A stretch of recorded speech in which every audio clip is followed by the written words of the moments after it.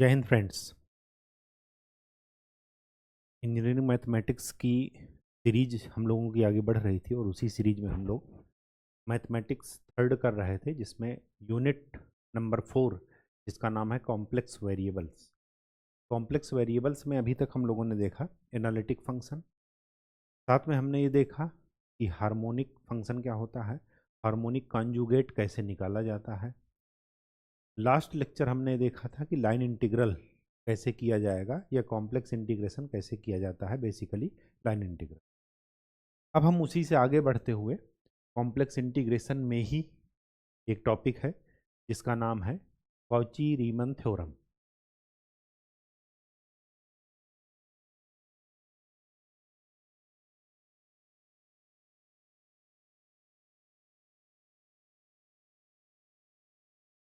देखिए, दो चीज़ें आपको पढ़ना है इसमें। एक थ्योरम है, एक फार्मूला है। ठीक है, फार्मूला इसी थ्योरम का एक्सटेंशन है।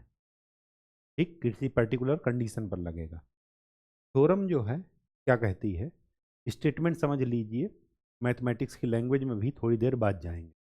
कॉची रीमन थ्योरम क्या कहती है कि कोई फंक्शन एफ जेड है। एफ जेड का क्या मतलब है कि कॉम्प्लेक्स फंक्शन है ये। ठीक है, मतलब रियल और इमेजिनरी पार्ट इसमें दोनों है।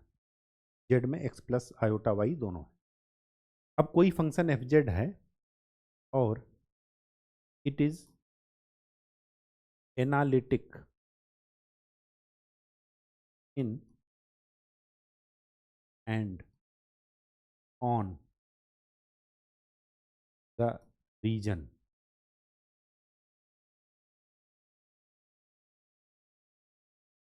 Described by C. कोई भी एक ऐसा रीजन, देखिए इन एंड ऑन का मतलब क्या हुआ। सपोज कोई रीजन, सपोज मैं सर्किल ले लेता हूँ, इसको मैं लिख देता हूँ कि रीजन सी क्या है, Z minus A is equal to R. मतलब ये एक सर्किल है, इसका सेंटर होगा ए कॉमा जीरो और रेडियस है आर। सी ऐसा कुछ रीजन है। अब ये सर्किल और सर्किल के अंदर का रीजन, इसमें दोनों चीज शामिल है, मतलब उसकी बाउंड्री भी शामिल है और उसके अंदर का रीजन भी शामिल है, उसके अंदर का क्षेत्र भी शामिल है। मतलब बाउंड्री आपको छोड़ना नहीं है, बाउंड्री भी आपको इंक्लूड करना है, कहने का ये मतलब है। ठीक है, बाउंड्री भी आपकी क्या रहेगी, इंक्लूड रहेगी। अगर एफ जेड इस रीजन सी में एनालिटिक है, अब ध्यान से देखिए, अगर कोई फंक्शन एनालिटिक है, इसका मतलब कि वो डिफरेंशिएबल भी होगा, कंटिन्यूअस भी होगा उस रीजन में। और अगर फंक्शन कंटिन्यूअस है, इसका मतलब ये हुआ कि उसकी लिमिट एग्जिस्ट करेगी, तभी तो एनालिटिक होगा। मतलब अगर एनालिटिक है तो डिफरेंशिएबल भी होगा और कंटिन्यूअस भी होगा। इसका मतलब ये हुआ कि एनालिटिक फंक्शन वो होता है जो कि डिफरेंशिएबल होता है और कंटिन्यूअस भी होता है। ये मैं बात आपको पहले बता चुका हूँ। अब उसी को जरा सेकंड वे में सोच कर या कह करके देखिए कि अगर फंक्शन एनालिटिक है, देखिए डिफरेंशिएबल और कंटिन्यूअस या लिमिट एग्जिस्ट करने का क्या मतलब है कि हम कोई भी पाथ को फॉलो करें, हमें एक पॉइंट से दूसरे पॉइंट पर अगर जाना है तो हमारा जो रिजल्ट निकलेगा वो इक्वल निकलेगा। मतलब हमारे द्वारा फॉलो किया गया पाथ कभी भी हमारे एंड रिजल्ट को अफेक्ट नहीं करेगा। हम किसी भी रास्ते से जाएं, हमारे द्वारा लगाया गया एफर्ट सेम निकलेगा। यही तो मतलब है ना। तभी तुम कहते हैं कि लिमिट अगर एग्जिस्ट कर रही है, मतलब वो पाथ पर डिपेंड नहीं कर रही है, लिमिट की वैल्यू क्या आ रही है, सेम आ रही है, किसी भी पाथ पर आप जाएंगे। तो अगर कोई फंक्शन एनालिटिक है, इसका मतलब ये हुआ कि इस फंक्शन का इंटीग्रेशन जब भी करेंगे उस रीजन में, तो कभी भी हमारे द्वारा फॉलो किए गए पाथ पर उसका रिजल्ट डिपेंड नहीं करेगा। इसका मतलब ये हुआ कि एनालिटिक फंक्शन वो है जिसमें खाली हमें दो एंड पॉइंट से मतलब होता है, ए और बी। हम ए से बी जाएं या बी से ए जाएं, किस रास्ते से जा रहे हैं इससे मतलब नहीं है। तो एनालिटिक फंक्शन का जो रिजल्ट होता है depends only on ends point जो दो पॉइंट हैं जिस पर हमें इंटीग्रेट करना है, ए से बी जाना है या बी से जाना है, उन पर डिपेंड करेगा। It does not depend, it does not depend on path followed.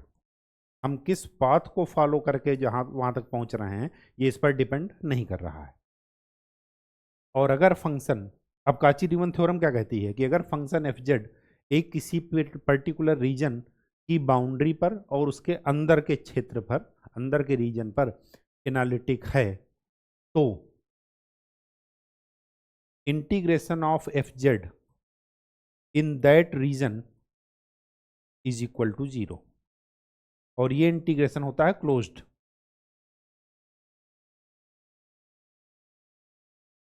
Theorem का आपको ये समझ में आ गया ना कि क्रक्स क्या है। लेमैन की लैंग्वेज में, अगर एफ जेड एक रीजन सी में और उसकी बाउंड्री पर एनालिटिक है, तो उसका क्लोज्ड इंटरवल, क्लोज्ड इंटीग्रेशन में जब हम इंटीग्रेशन करेंगे क्लोज्ड पाथ पर, तो उसका क्या निकलेगा रिजल्ट? 0।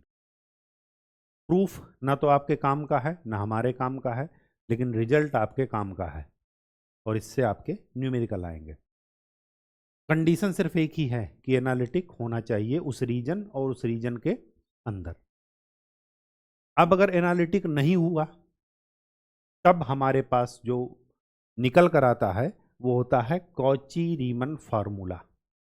वो हम तब लगाएंगे जब फंक्शन जिस पॉइंट पर इंटीग्रल या सॉरी एनालिटिक नहीं होगा, तब हम उस फार्मूले को लगाएंगे। लेकिन अगर एनालिटिक है तो कॉची इंटीग्रल थ्योरम से उस इंटीग्रेशन की वैल्यू डायरेक्ट 0 निकालेंगे। कहीं कहीं पर इसका क्वेश्चन का प्रूफ आता है, किसी न्यूमेरिकल को दे देगा, आपको क्लोज रीजन दे देगा और कहेगा कॉची इंटीग्रल थ्योरम को प्रूफ करो। इसका मतलब ये हुआ कि आप उस रीजन में इंटीग्रेट करेंगे तो आपको एंड रिजल्ट क्या मिलेगा? 0। अगर नहीं मिल रहा है इसका मतलब कि वो थ्योरम प्रूफ नहीं हो पा रही उस रीजन में। और थ्योरम प्रूफ नहीं हो पाएगी तो उसका एक ही एक कारण होगा कि फंक्शन उस रीजन में एनालिटिक नहीं होगा। ठीक है, कंडीशन यही है कि एनालिटिक होना चाहिए। अगर एनालिटिक नहीं है तब गड़बड़ है। अब देखिए, कभी कभार क्वेश्चन में डायरेक्ट देखने पर ही पता चल जाता है कि ये फंक्शन एनालिटिक है या नहीं। जैसे इफ डिनोमिनेटर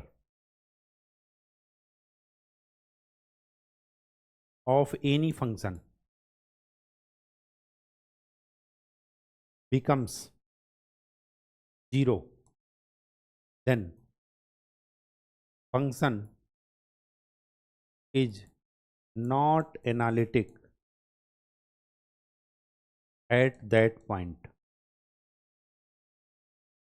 कोई फंक्शन अगर किसी पॉइंट पर, if denominator of any function becomes 0 at any point, कोई फंक्शन किसी पर्टिकुलर पॉइंट पर 0 बन रहा है उसका डिनोमिनेटर, अगर डिनोमिनेटर 0 बन गया तो फंक्शन क्या हो जाएगा? इनडिफिनिट। जैसे मैं लिखता हूं F Z is equal to 1/z। अब देखिए इसका डिनोमिनेटर 0 कहां पर बनेगा? जब z 0 हो। तो जहां पर ये 0 बन जाएगा तो 1/0 का मतलब क्या हो जाएगा? Infinite, not defined. तो जिस भी फंक्शन का डिनोमिनेटर जिस पॉइंट पर 0 बनता है, उस पॉइंट पर फंक्शन कभी भी एनालिटिक नहीं होगा। श्योर है ये। क्यों? क्योंकि फंक्शन क्या बन जाता है? अनडिफाइंड या नॉट डिफाइंड। तो 1/z हर जगह डिफरेंस वो एनालिटिक है सिवाय एक पॉइंट के। कहां पर? 0 पर।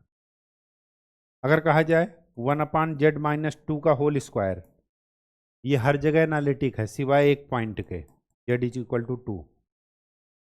अगर z इज इक्वल टू 2 हो गया तो ये क्या बन जाएगा? 0। डिनोमिनेटर क्या बन जाएगा? 0। और फंक्शन क्या बन जाएगा? इनफाइनाइट।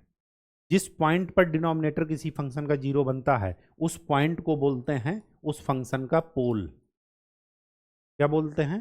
पोल। उस पॉइंट को उस फंक्शन का पोल बोलते हैं। जैसे यहां पर एफ जेड का पोल क्या है? 0। यहां पर एफ जेड का पोल क्या है? z is equal to 2 of second order. Second order का मतलब दो पोल हैं और दोनों की वैल्यू सेम है, 2 2, क्योंकि स्क्वायर लगा है। ठीक है, कहानी समझ में आ गई? तो पोल क्या होता है? जहां पर डिनोमिनेटर 0 बन जाए और फंक्शन इनफाइनाइट बन जाए, उस पॉइंट को बोलते हैं पोल। और जहां पर फंक्शन 0 बन जाए, उस पॉइंट को बोलते हैं जीरोज ऑफ दैट फंक्शन। क्या बोलते हैं? जीरोज या जीरो। जीरो वो होता है जो फंक्शन को जीरो बना दे। सीधा सा बात यह है, फंक्शन को जीरो बना दे। जैसे मैं एक एग्जांपल दे रहा हूं, हैंग कर गया, चलिए। F Z is equal to लिखा है Z upon Z minus one, ये है। अब ये फंक्शन जीरो कब बनेगा? जब न्यूमरेटर इसका जीरो हो जाए। तो Z is equal to zero is zero of function. और पोल क्या है? Z is equal to one is pole. अगर कहा जाए F Z is equal to Z Z minus one divided by Z Z minus two और Z minus four. अब इसके दो पोल हैं। पोल कौन कौन से हैं? 2 और 4।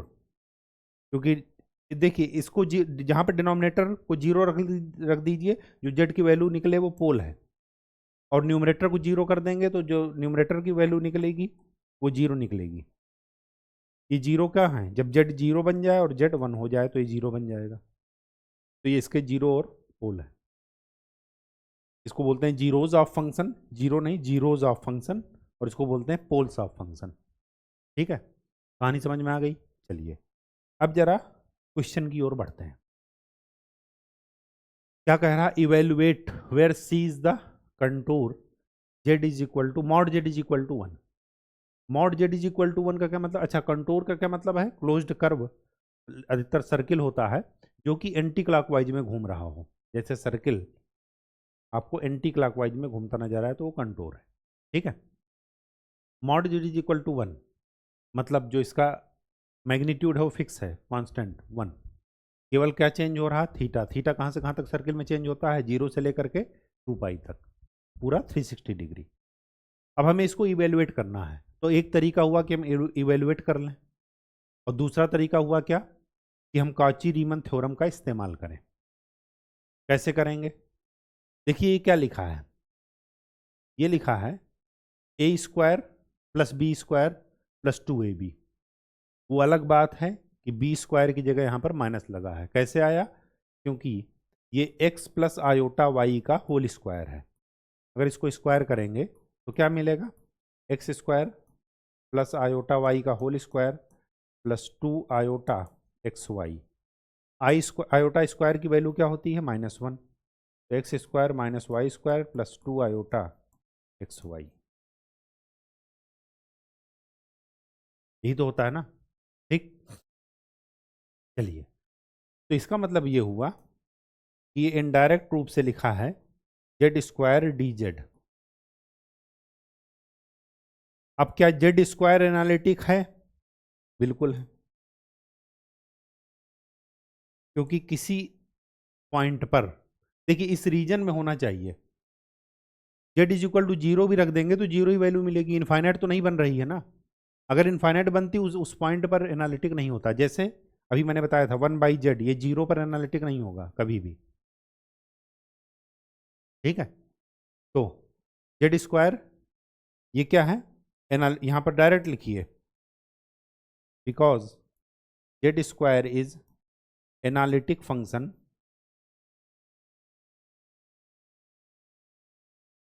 इन and on the given region. और गिवन रीजन क्या है? Mod Z is equal to one. Hence using Cauchy Riemann theorem close integral of Z square D Z will be zero. Direct आपका आंसर लिखना, कुछ नहीं सोचना।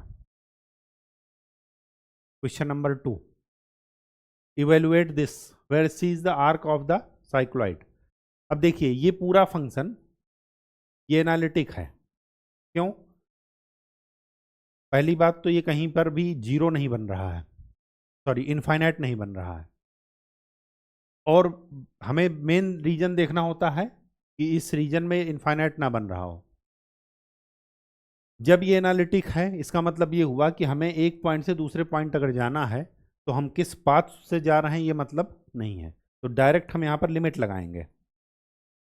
लिमिट कहाँ से कहाँ तक जा रही है, जीरो से लेकर के 2πa। वैल्यू पुट कर दीजिए, 3z² plus 4z plus 1 3z। Direct लिखिए तो 3z² का integration z³ plus 4z² plus z। Limit put कर दीजिए जीरो से 2πa।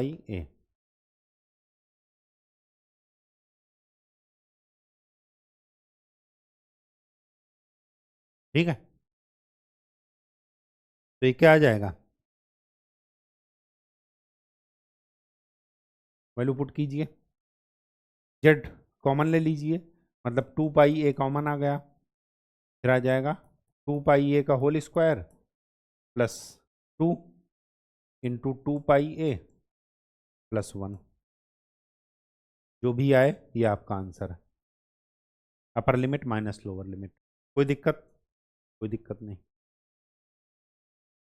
नेक्स्ट, अब इधर देखिए, evaluate where C is the square with vertices. अब देखिए ये 1 प्लस आयोटा, इसका मतलब क्या है, अगर मैं कार्टीजन सिस्टम में लिखूं तो इसको क्या लिखूंगा 1,1, इसको क्या लिखूंगा 2,1, इसको क्या लिखूंगा 2,2 और इसको लिखूंगा 1,2। जरा इस वर्टेक वो सॉरी स्क्वायर को जो है ड्रा कर लीजिए। 1,1 इधर कहीं आएगा, 2,1 x2 है और y1 है, ये है। तो ये बन गया 1,1, ये बन गया 2,1। फिर क्या बन गया 1,2, 1,2 इधर कहीं बनेगा। मतलब आपका स्क्वायर ऐसे कुछ फर्स्ट क्वाड्रेंट में बन जाएगा। ठीक है, अब देखिए आपका फंक्शन, ये जो फंक्शन दिया है ये इस रीजन में, जो ये वर्टेक्स दिया है स्क्वायर का, उस रीजन में एनालिटिक होना चाहिए।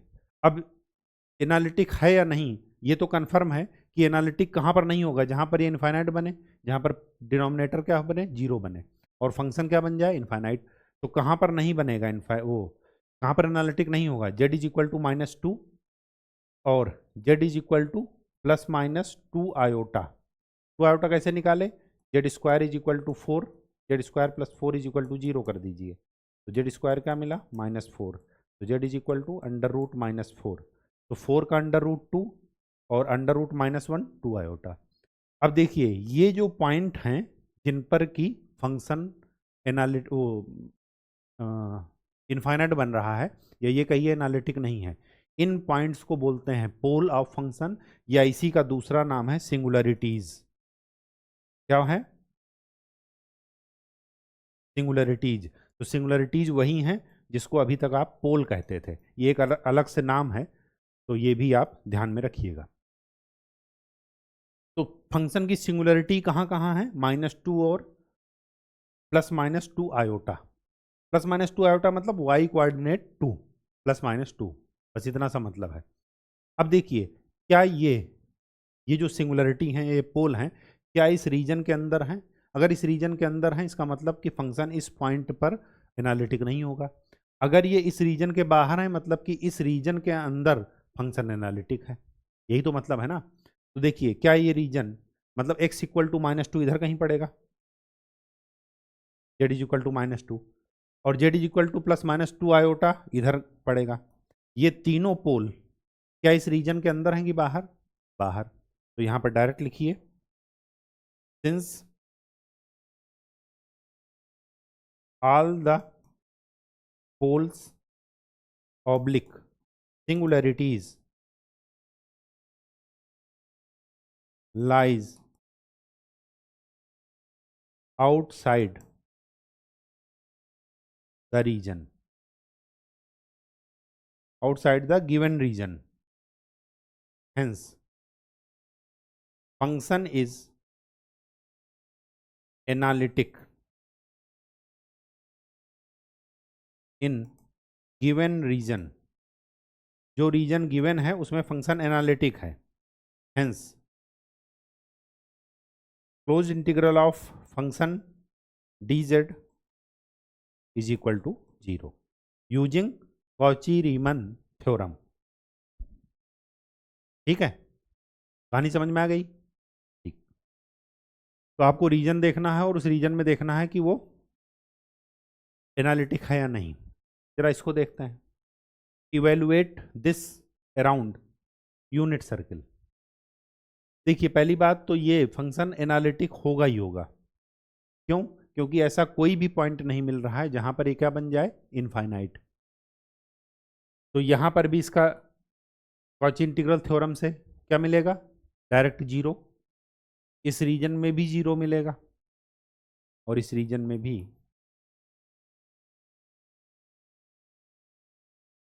क्यों? क्योंकि ये फंक्शन हमेशा एनालिटिक है. ऐसा कोई पॉइंट नहीं मिल रहा जहां पर एनालिटिक ना हो. तो कोई भी रीजन हो, हमेशा इंटीग्रल क्या मिलेगा, सॉल्व करने की जरूरत नहीं है, डायरेक्ट आप लिख दीजिए. आगे देखिए, इस क्वेश्चन को थोड़ा करना है क्योंकि हमें यहाँ पर वेरीफाई करना है. वेरीफाई करने का मतलब ये है कि जो अभी तक हम पढ़ रहे हैं कि अगर फंक्शन किसी रीजन में इंटीग्रल है, वो एनालिटिक है, तो उस रीजन में क्लोज्ड इंटीग्रल उस फंक्शन का क्या मिलेगा, 0. तो हमें यहाँ पर ये प्रूफ करना है कि काची रीमन थ्योरम सही में लागू होती है या नहीं, मतलब उसका एंड रिजल्ट 0 मिलता है या नहीं.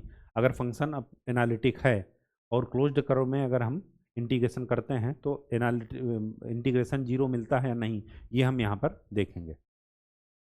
हमें फंक्शन दिया है e की power iota z along the boundary of the triangle. Triangle के वर्टाइसेस दिए गए हैं.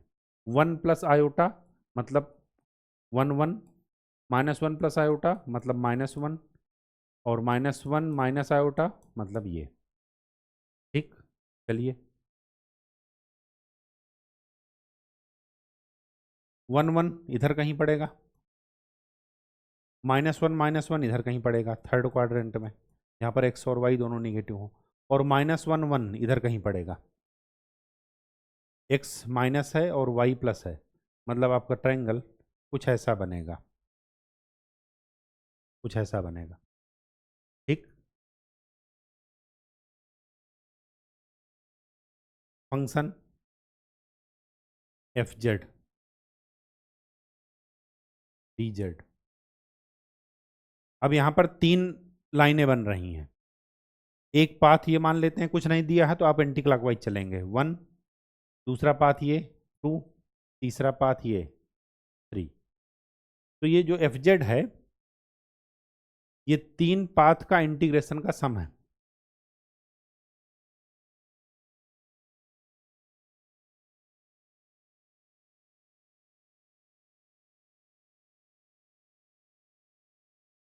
तीन जो पाथ हैं इंटीग्रेशन के, उनका क्या है, ये सम है. अब जरा देखते हैं कि ये चीजें सम इसका क्या निकलता है. ठीक, इंटीग्रेशन का तरीका वही है जो अभी तक हम करते आए हैं.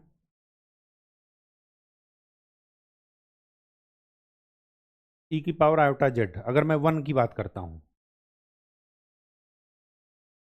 फंक्शन क्या है, ई की power iota Z D Z.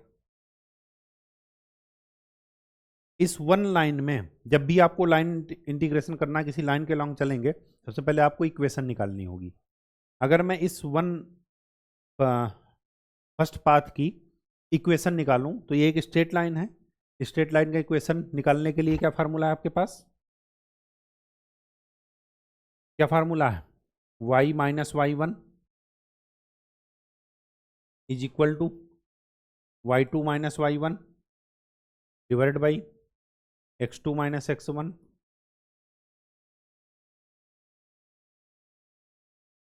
x minus x1. मैंने x1 y1 इसको माना, x2 y2 इसको माना. ठीक है, कहीं से भी निकालेंगे वैल्यू सेम निकलेगी. तो y minus 1 is equal to x minus 1. तो क्या मिला equation, y equal to x. y equal to x मिला तो dy is equal to dx. यही तो मिलेगा। ठीक है, तो ई की पावर आयोटा जेड की वैल्यू रखिए X plus iota Y, D Z की वैल्यू रखिए D X plus iota D Y. ठीक, वाई इज इक्वल टू क्या है, एक्स है, तो ये एक्स, तो ई की power iota X 1 plus iota D X plus iota D X. तो वन पार्ट का इंटीग्रेशन क्या मिला, अंदर कीजिए आयोटा को, तो ई की power iota X minus iota square, iota square होता है -1, तो ये -x आ जाएगा।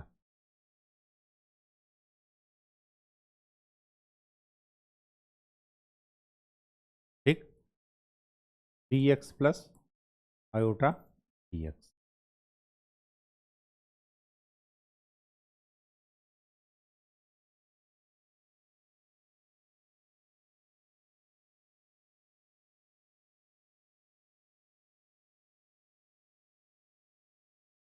ठीक, अब इसको क्या कर दीजिए, ई की power iota -1 X D X plus iota E की power iota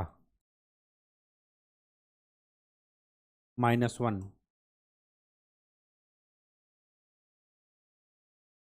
x D X. तो ये क्या मिला, इंटीग्रेशन कीजिए डायरेक्ट। अच्छा, एक्स की लिमिट जरा देखिए, एक तो गलती हो ही गई, -1 से, अब पूरा फंक्शन एक्स में चला गया तो एक्स की लिमिट क्या है, -1 से 1, तो लिमिट पुट कर दीजिए -1 से,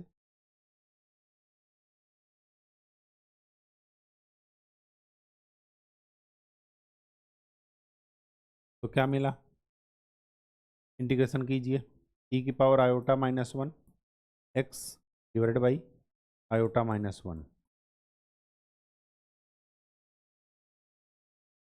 प्लस आयोटा ई की पावर आयोटा -1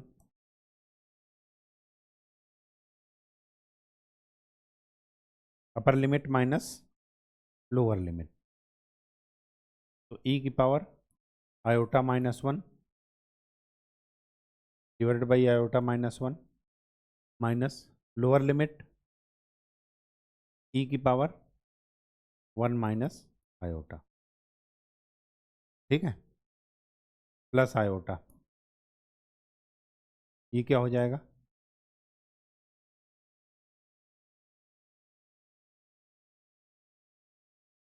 ई की पावर आयोटा -1 माइनस ई की पावर 1 माइनस आयोटा। ठीक है,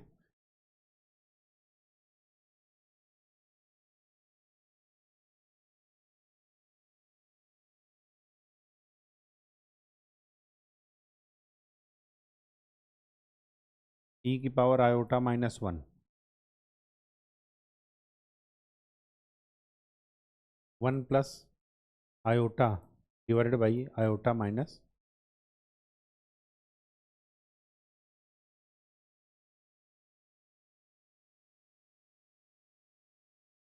1 plus iota divided by iota -1 minus E की पावर 1 माइनस आयोटा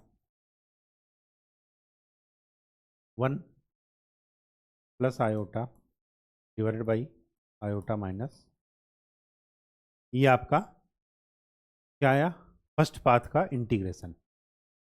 ठीक, इसको और सॉल्व करना है, अगर और सॉल्व करना हो तो आई आयोटा +1 से ऊपर नीचे मल्टीप्लाई कर दीजिए, यहाँ पर भी यहाँ पर भी, तो ई की पावर आयोटा -1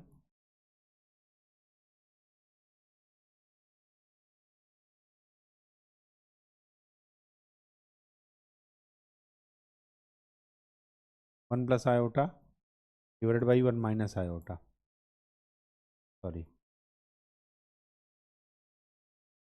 आयोटा माइनस 1, तो क्या बचा ई की power iota minus 1 minus E की पावर 1 माइनस, यही है आपका फर्स्ट पार्ट। इसके बाद सेकंड पार्ट देखते हैं। इसका आंसर एक जगह नोट कर लीजिएगा। सेकंड पार्ट देखते हैं। सेकंड पार्ट पर इक्वेशन निकालेंगे। y माइनस y1 मान लेते हैं, x1 y1 इसको, किसी को भी आप मान सकते हैं, y2 minus y1 upon x2 minus x1, x minus x1, तो ये क्या आ जाएगा, ये आ जाएगा 0। तो इक्वेशन मिल गई आपको y इज इक्वल टू 1। अगर y इज इक्वल टू 1 मिल गई तो dy इज इक्वल टू 0। और जैसे ही dy इज इक्वल टू 0 मिला, इसका क्या मतलब है कि जब आप सेकंड पार्ट में इंटीग्रेशन करेंगे e की power iota x plus iota y और dx प्लस आयोटा dy, तो जब आप पुट करेंगे y इज इक्वल टू 1 और dy इज इक्वल टू 0, तो ये तो हो जाएगा 0 और ये बन जाएगा 1। तो ये क्या बना, e की power iota x plus iota dx। अब x कहाँ से कहाँ तक वेरी कर रहा है इसमें, जब आप इधर से इधर चलेंगे तो 1 से लेकर के -1 तक। लाइन इंटीग्रेशन में डायरेक्शन की बहुत इंपॉर्टेंस है, ध्यान रखिएगा। और कॉची रीमन थ्योरम भी ये कहती है कि आपको क्लोज्ड इंटरवल में चलना है, क्लोज्ड लूप फॉलो करना है। ऐसा नहीं कि इधर से इधर चले आएंगे, जब इधर से इधर गए तो वापस इधर से इधर। ठीक, तो लिमिट कहाँ से कहाँ गई, 1 से लेकर के -1। अंदर भेजिए आयोटा को, तो ई की पावर आयोटा x -1 dx, क्या मिला, अपर लिमिट माइनस लो, इसको ऐसे भी लिख सकते हैं, सॉरी 1 से -1 ई की पावर आयोटा x इंटू ई की पावर -1 dx। ई की पावर -1 का मतलब 1 बाई ई बाहर ले लीजिए, 1 से -1 ई की power iota x dx। Upper limit पहले इंटीग्रेशन कीजिए, अपर लिमिट माइनस लोअर लिमिट, तो 1 बाई ई की power minus iota minus E की power iota divided by iota. ठीक, आयोटा से ऊपर नीचे मल्टीप्लाई कर दीजिए, तो ई की पावर आयोटा माइनस ई की power minus iota divided by E, तो क्या मिला, ई की पावर आयोटा -1 माइनस ई की पावर माइनस आयोटा -1। ये मिल गया आपको पार्ट 2, सेकंड पार्ट का इंटीग्रेशन। थर्ड पार्ट निकालते हैं। थर्ड पार्ट में x1 y1 x2 y2 मान करके आप इक्वेशन निकालिए, पहले लाइन की इक्वेशन, y माइनस y1 मैंने पहले इसी को मान लिया, is equal to y2 minus y1 upon x2 minus x1 x minus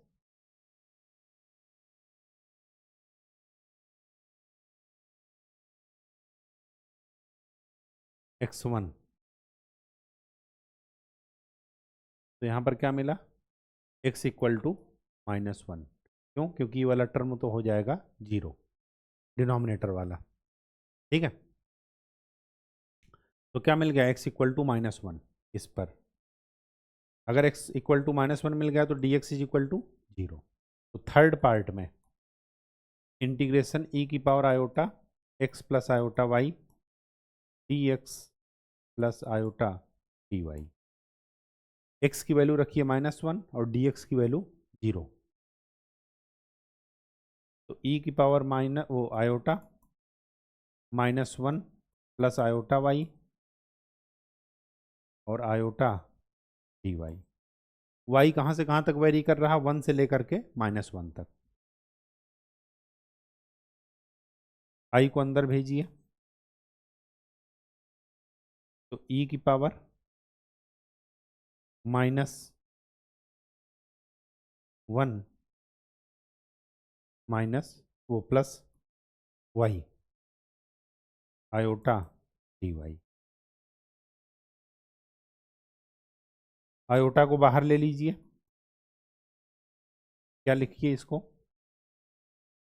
sorry 1 से -1 ई की पावर -1 ई की पावर -y डी वाई।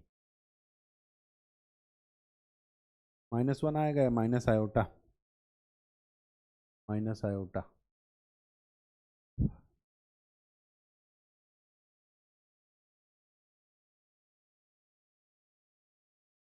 तो आयोटा ई की पावर माइनस आयोटा, इंटीग्रेशन कीजिए ई की पावर -y डिवाइडेड बाई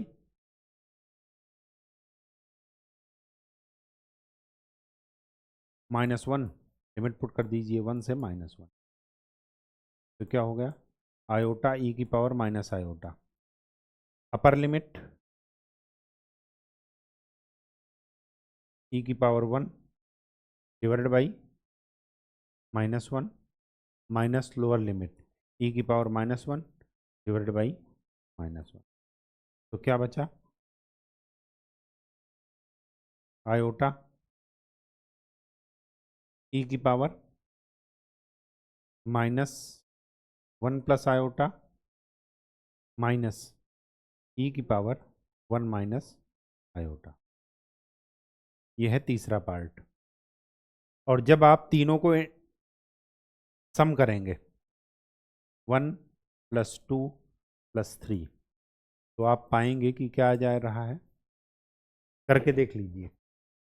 1 का रखिए, 2 का रखिए, बस इंटीग्रेशन सही होना चाहिए, ध्यान रखना, ठीक है। अगर कुछ गड़बड़ हो तो एक बार चेक कर लीजिएगा। Next, verify Cauchy integral theorem by integrating z³ along the boundary of square with vertices at 1 + iota 1 minus iota. ये तो लास्ट क्वेश्चन की तरह ही है, z³ हमेशा एनालिटिक होगा, कहीं कोई दिक्कत नहीं। आप रीजन कोई भी ले लीजिए, क्यों, क्योंकि ऐसा कोई फंक्शन नहीं, ऐसा कोई z की वैल्यू नहीं है जो इसको इनफाइनाइट बना दे, ठीक है। तो वर्टाइसेस ले लीजिए, 1 1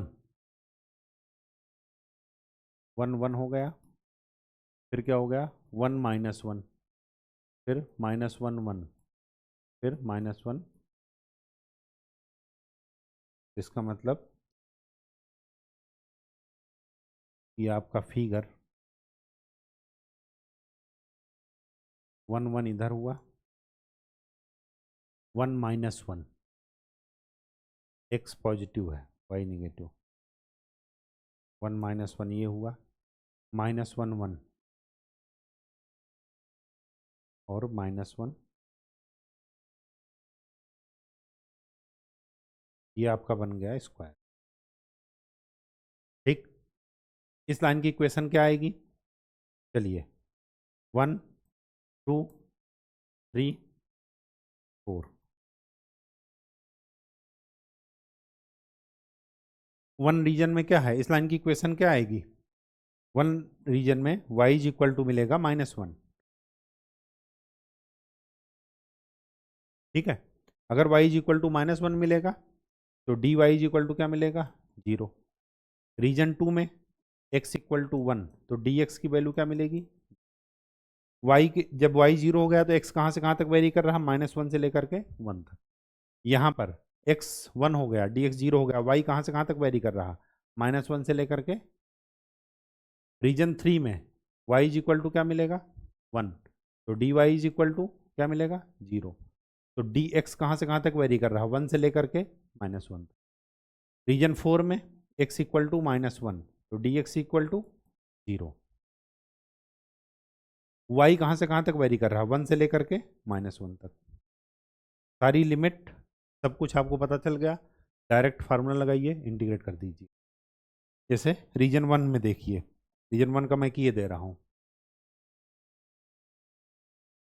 z³ dz है, कुछ भी घबराना नहीं है, x + आयोटा y का cube dx + iota dy, dy है 0, y की वैल्यू क्या है -1, तो यहाँ पर क्या लिख दीजिए x माइनस आयोटा का क्यूब dx, और लिमिट x की कहाँ से कहाँ तक है, -1 से लेकर के a माइनस बी का होल क्यूब करके आप क्या कर लीजिए, इंटीग्रेट कर दीजिए। या दूसरा तरीका क्या हुआ, x माइनस आयोटा को t मान लीजिए, x की लिमिट पुट कर दीजिए -1, तो -i is equal to t, और x की लिमिट +1 पुट करेंगे तो आ जाएगा -1 -i, और ये आ जाएगा 1 - i, तो क्या आ जाएगा t cube dt, t cube का इंटीग्रेशन t की पावर 4/4, लिमिट पुट कर दीजिए -1 - i, और ये 1 ठीक, अपर लिमिट माइनस लोअर लिमिट निकाल लीजिए। इसी तरह 2 का, फिर 3 का, फिर 4 का, और जब आप चारों का सम करेंगे तो आपको क्या मिल जाएगा, 0। तो मतलब काची इंटीग्रल थ्योरम प्रूफ हो गई। और देखिए जब भी ऐसे क्वेश्चन आए, लेंदी होते हैं लेकिन प्रोसेस से ही कीजिएगा, स्कोरिंग भी होते हैं, लेकिन आपको जब ये लेंदी क्वेश्चन है तो आपको उन्हीं मतलब टाइम इसमें मत वेस्ट कीजिएगा, जब आपके पास बाकी ऑप्शन करने को ना रहे तभी, क्योंकि वहाँ पर 2-3 क्वेश्चन आते हैं, उनमें से 1 या 2 क्वेश्चन करने होते हैं, 3 क्वेश्चन में से कोई किसी भी 2 क्वेश्चन को कीजिए। तो ये लेंदी क्वेश्चन में जिनमें प्रोसेस आपको पता है कि ये ऐसे ही होना है, बस थोड़ा टाइम कंज्यूमिंग होता है, तो आपको तभी करना है जब आपको बाकी अदर क्वेश्चंस ना आए, ठीक है। और ये 0 आएगा ही आएगा, क्यों, क्योंकि जेड क्यूब एनालिटिक है। इसी तरह लास्ट वाले क्वेश्चन में ई की पावर आयोटा जेड था, वो अपने आप एनालिटिक है, क्योंकि कभी भी ऐसा जेड की वैल्यू नहीं है जो कि उस फंक्शन को क्या बना दे, इनफाइनाइट, ठीक है। तो आज के लिए इतना ही, ये शायद हाँ लास्ट क्वेश्चन था। नेक्स्ट लेक्चर में मिलते हैं कॉची इंटीग्रल फार्मूले के साथ, तब तक के लिए खूब अच्छे से पढ़ाई कीजिए, मेहनत कीजिए और स्वस्थ रहिए। धन्यवाद।